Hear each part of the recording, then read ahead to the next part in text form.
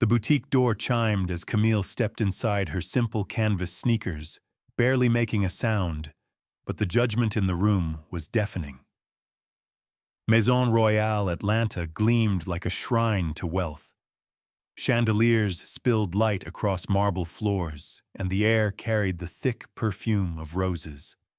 Camille Johnson, a young woman de Meaux, stood tall in her plain white t-shirt and faded jeans, her skin a rich, deep brown. Her natural curls were tied with a soft, beige ribbon, and a canvas bag hung from her shoulder.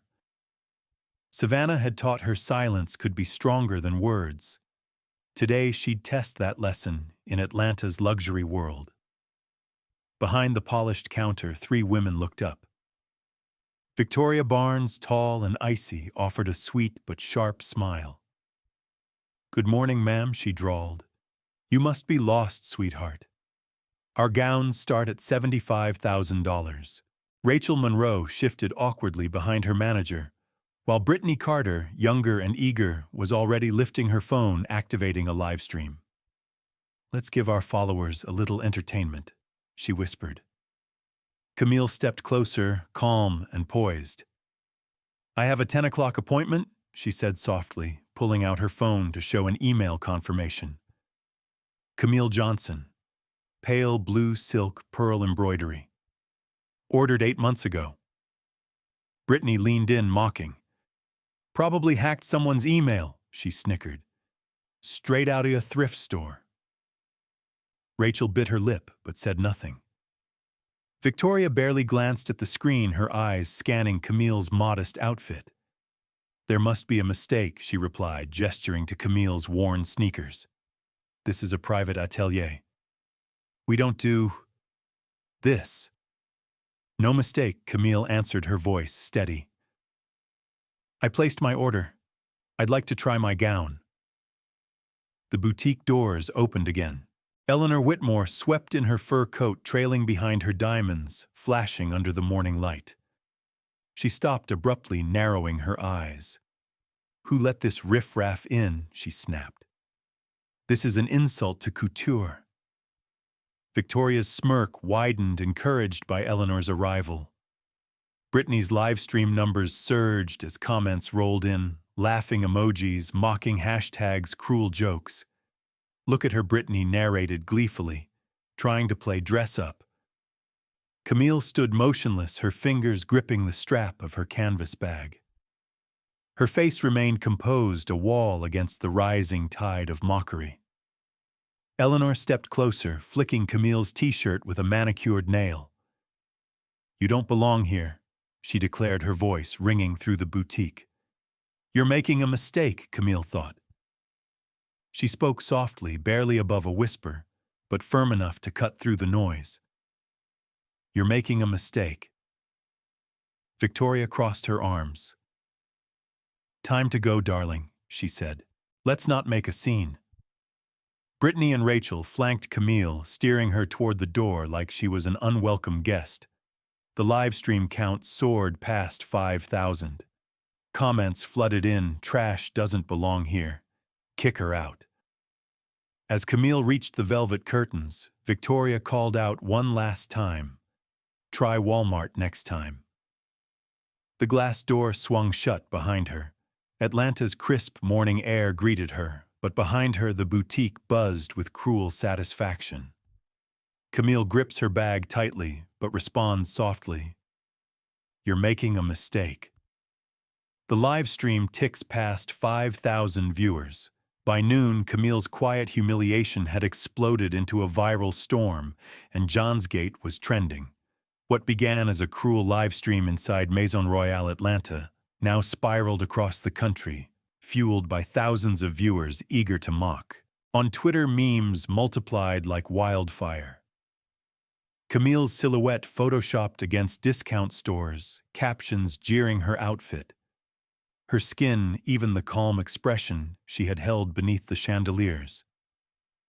In her small apartment in Savannah, Camille Johnson, Ngoi fu nu da mo voi landa no sam nu mao jat mien nam, sat quietly on her worn couch.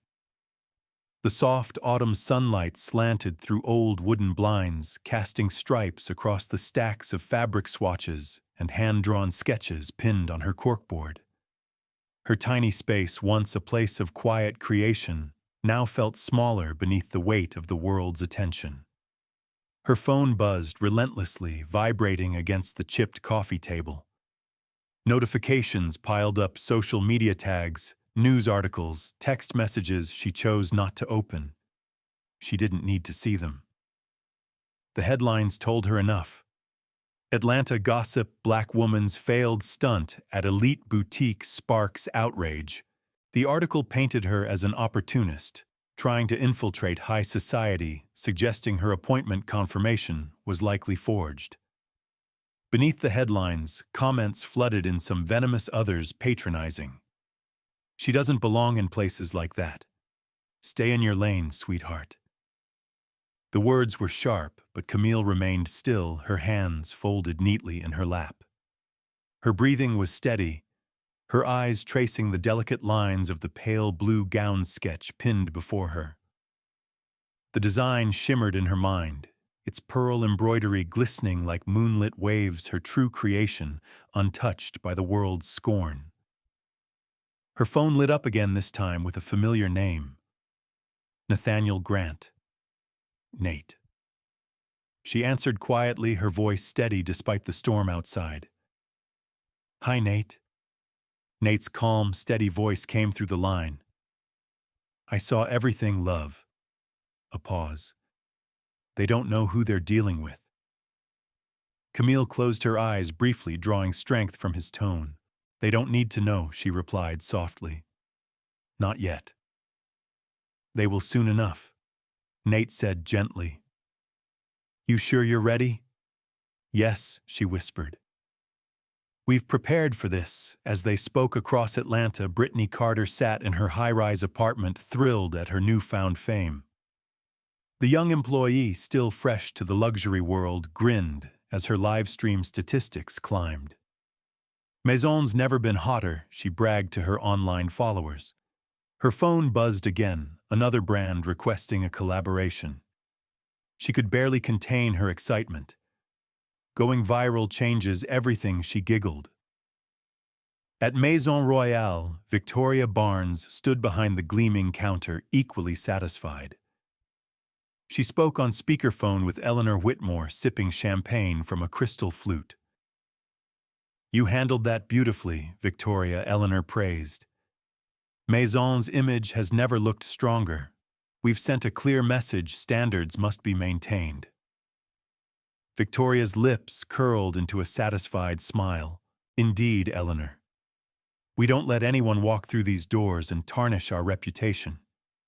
Meanwhile, back in Savannah, Lauren Simmons arrived at Camille's apartment. Lauren, Camille's chief of staff and closest professional ally, entered with her tablet in hand, already scanning through emails and legal updates. "The merger is almost complete," Lauren reported, settling into the worn armchair. "Maison Royale's acquisition should finalize within 48 hours. Camille nodded, her gaze still resting on the sketch. "And they have no idea."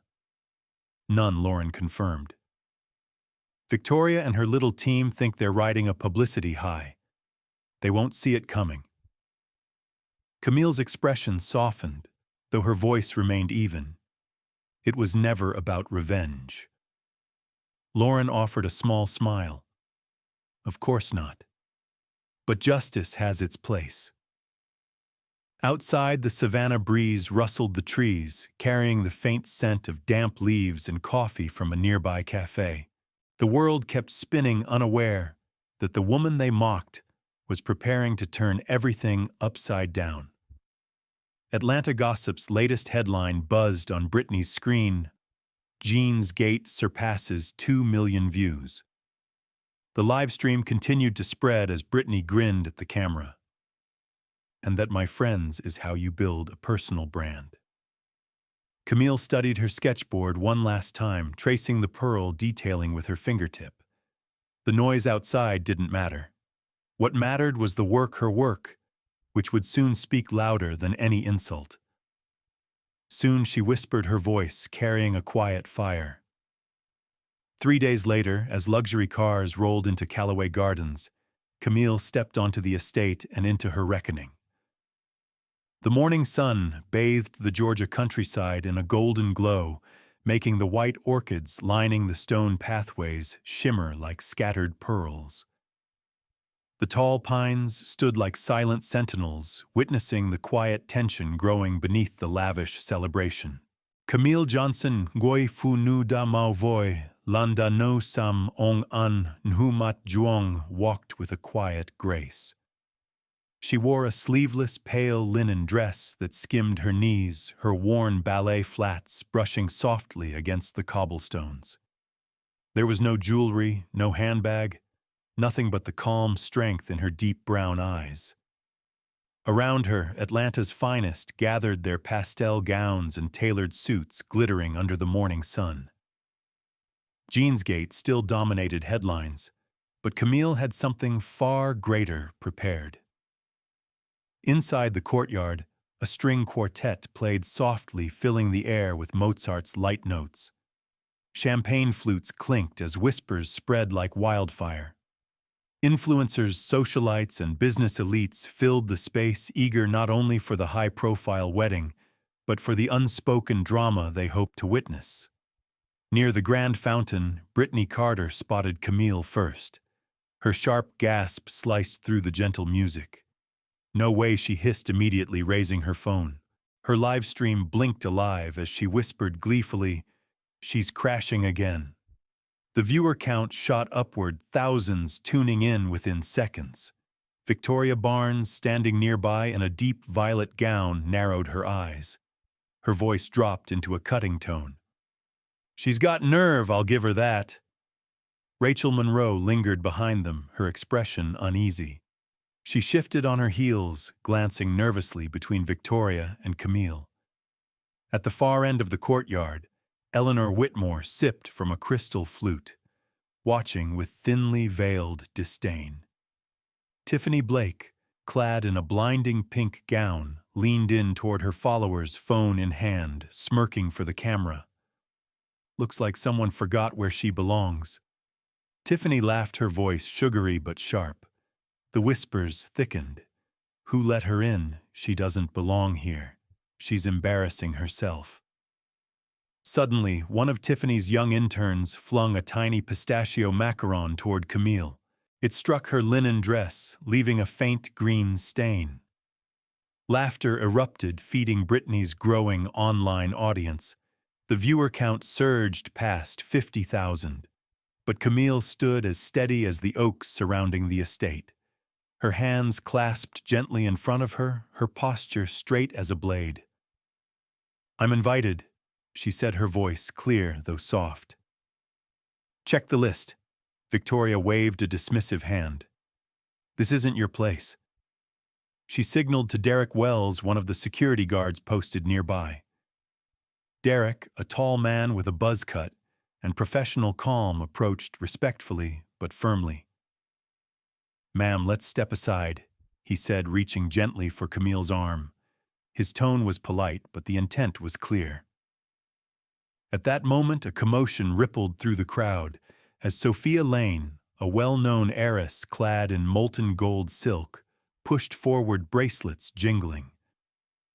"She's scamming us all," Sophia shrieked.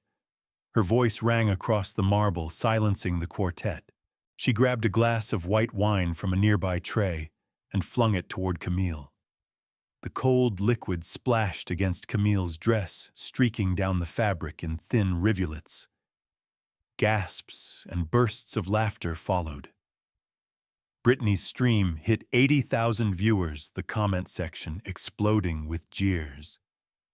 Camille paused only to wipe a droplet from her cheek, her gaze never wavering. Behind the jeering voices, her resolve remained untouched. Victoria stepped closer, her voice slicing like a knife. "This is a private event. Leave or we'll make you." The interns took up a cruel chant. "No place, no grace, no place, no grace." The hashtag, Beige Gate began trending as Britney's stream soared past 90,000. Camille looked at Victoria, her eyes steady but almost gentle. "Ask Nathaniel," she said softly, her words cutting through the mockery like quiet thunder. "He'll clear this up." Victoria's laughter rang out. "Nathaniel Grant." "You're delusional." She snapped her fingers at Derek. "Escort her out." Derek's hand gently but firmly grasped Camille's elbow, guiding her toward the ornate iron gates.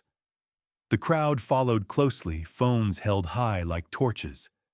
The marble courtyard echoed with their jeers. Brittany grinned into her camera as her viewer count surged toward 100,000.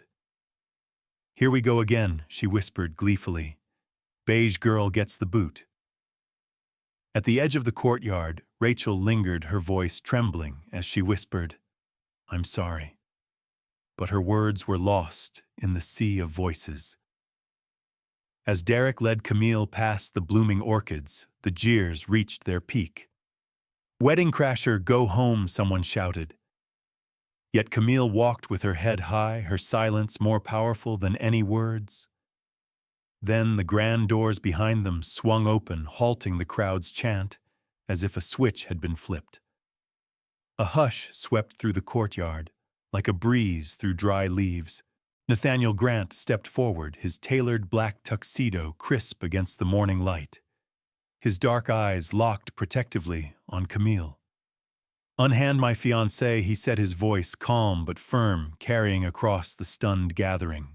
The crowd froze as Nathaniel stepped beside Camille, but it was the gown that truly stole their breath. The pale blue silk shimmered under the morning sun, its pearl embroidery catching the light like stardust scattered across a quiet sea. Every detail of the gown radiated grace and quiet power, a creation so breathtaking it silenced even the cruelest whispers. A few moments earlier, Camille Johnson Ngoi Fu Nu Da Mao Voi Landa Nau Nu Go Munjan Bong had walked calmly through the jeering crowd. Now standing beside Nathaniel Grant, she was no longer the woman in a simple linen dress.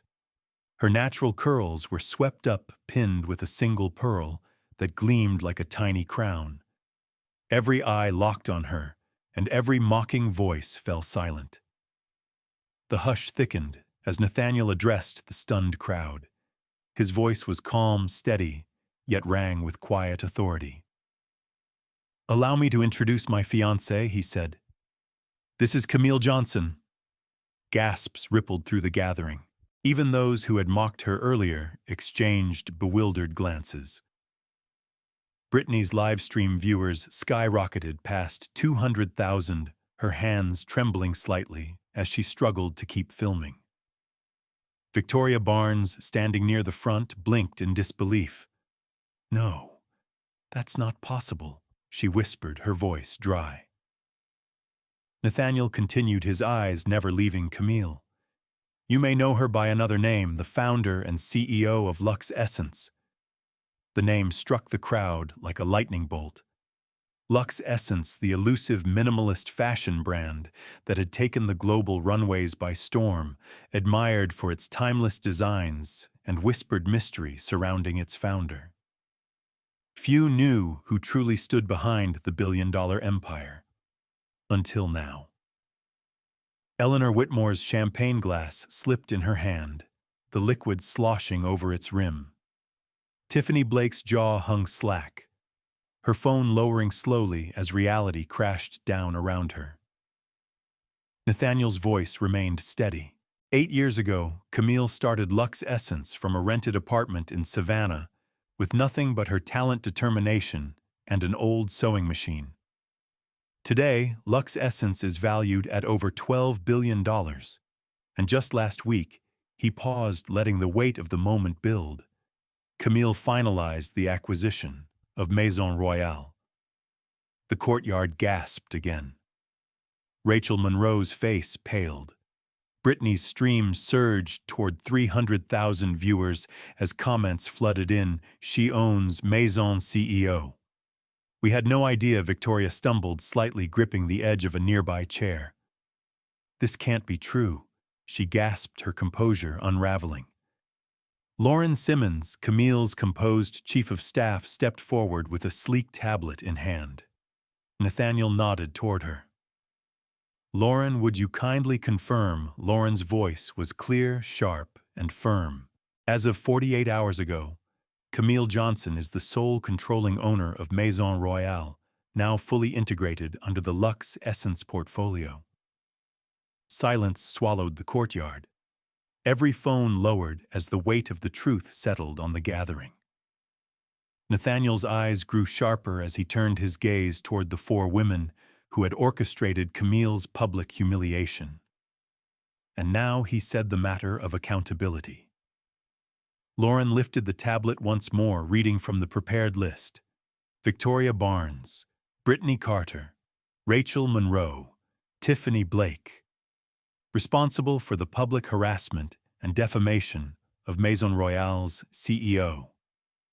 The words echoed across the marble like a judge's gavel. Victoria's face drained of color.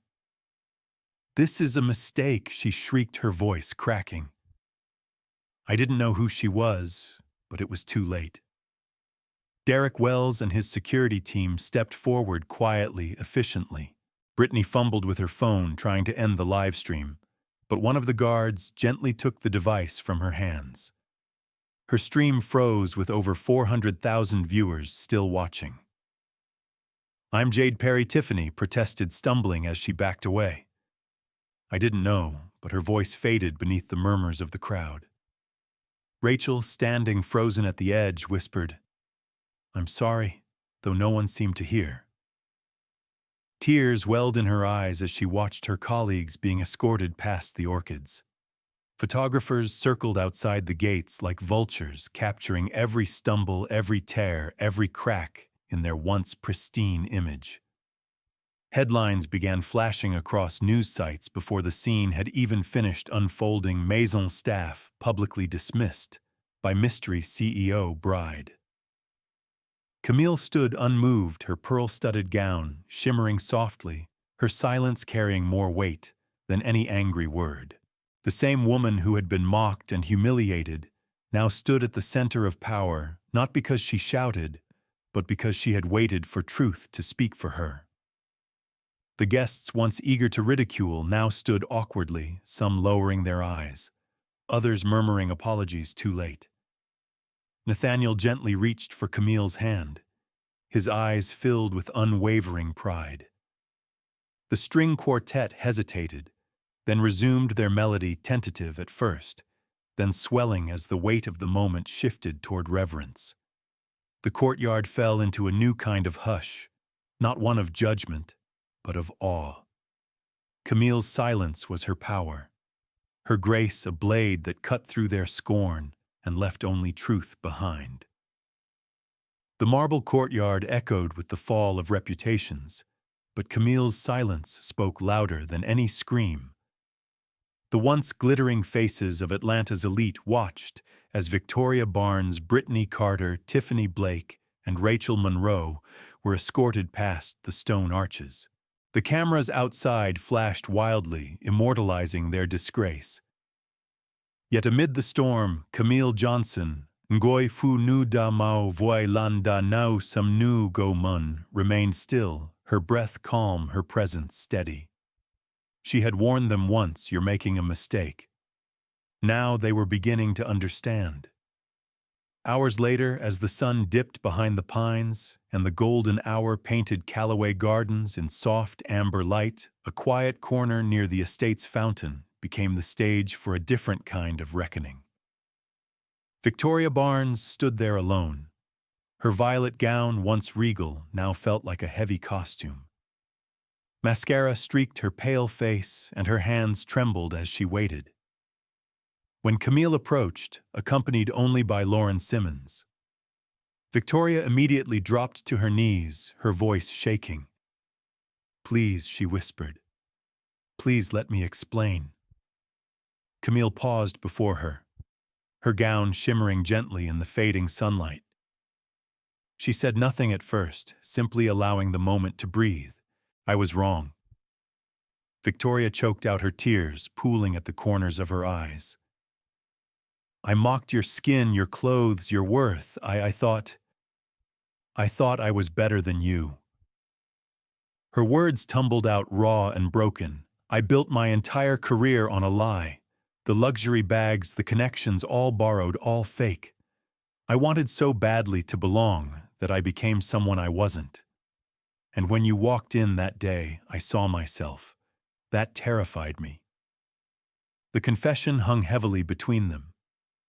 Camille's deep brown eyes studied her, not with anger, but with quiet understanding.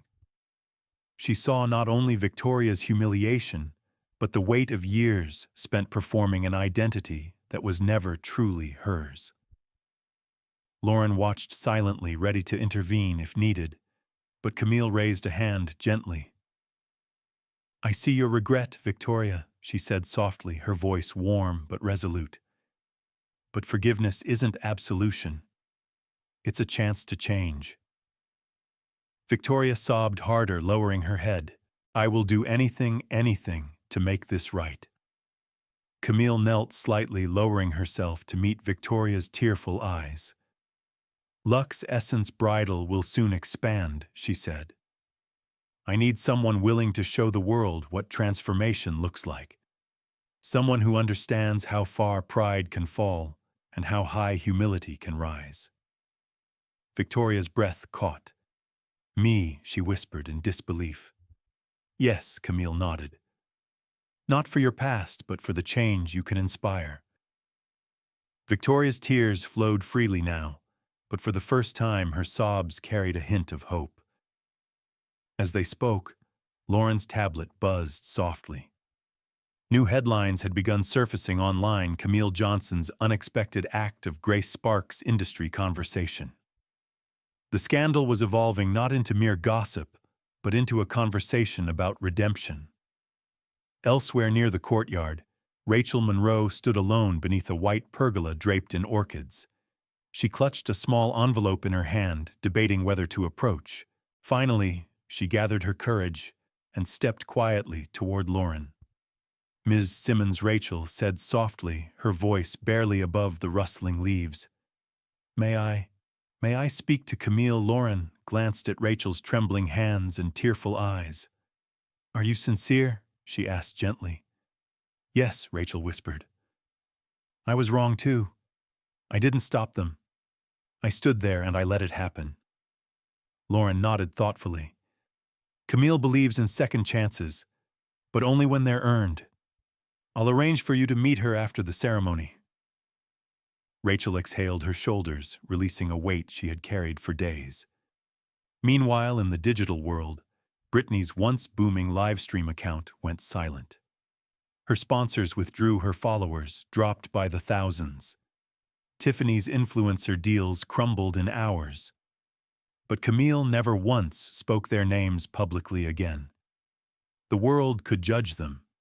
She didn't need to. Instead, Camille focused on what mattered, building something better.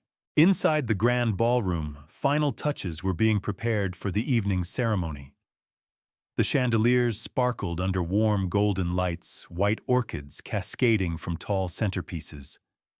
String musicians tuned their instruments, ready to play beneath the vaulted ceilings. Guests gathered quietly now, their earlier arrogance replaced by a humbled reverence. Nathaniel approached Camille near the window, his tuxedo crisp, his smile tender. You've changed everything today, he said softly, brushing a stray curl from her face. We've only begun, she replied, her eyes reflecting both gratitude and steady determination. The garden doors opened as the reception slowly transitioned into the ceremony itself.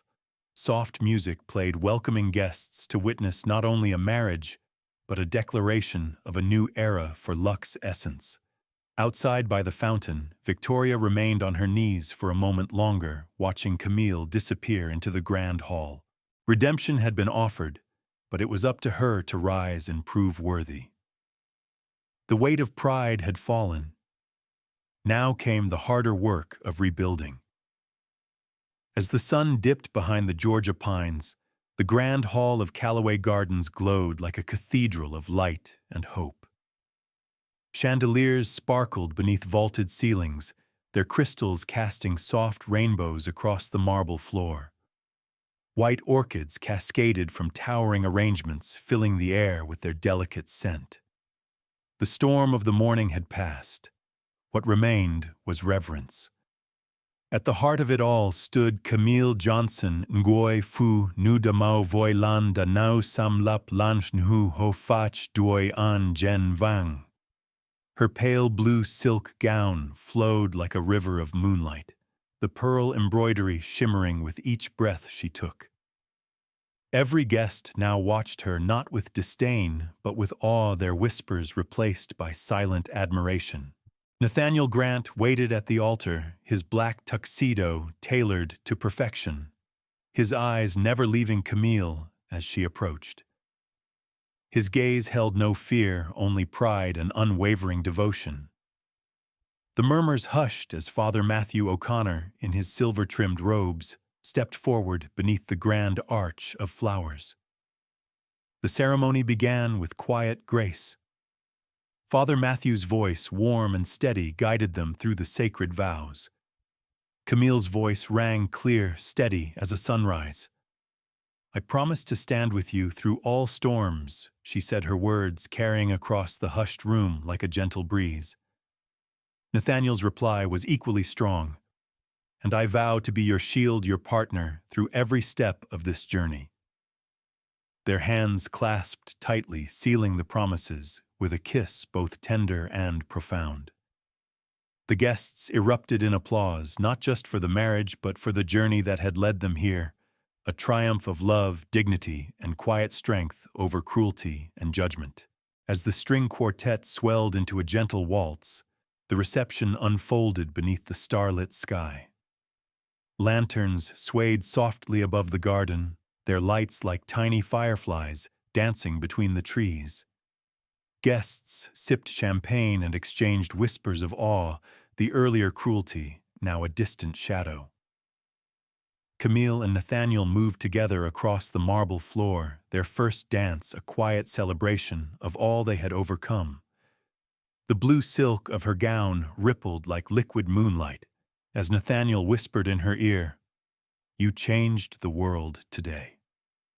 Camille smiled softly. "We did together." At the edge of the reception, Lauren Simmons stood with her tablet scanning updates. The merger was complete.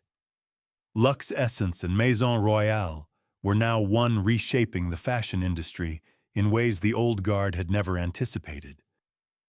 By the fountain, Victoria Barnes watched quietly, no longer draped in arrogance, but in humility. She dabbed her eyes as Camille approached once more.